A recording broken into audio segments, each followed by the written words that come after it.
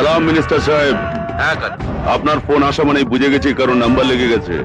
আল্লাহ তোকে মাফ করবে না কালু। হ্যালো, আল্লাহ তোকে সাজা দেবে। চাপ পড়িয়া। হ্যাঁ বলুন মিনিস্টার সাহেব। ডিএসপি অগ্নিশ্বর আমার ভাইকে জেলে পাঠাতে চায়, ওকে থামাতে হবে। তবে একটা কথা বলে দিই, লোকটা কিন্তু অন্য অফিসারদের থেকে আলাদা।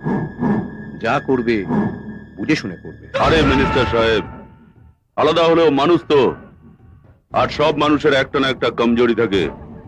আমাকে শুধু ওই কমজোরিটা পাতা করে নিতে দিন। খোদা হাফেজ। টমেটো কত করে? 10 টাকা। ঠিক আছে, 1 কিলো দাও।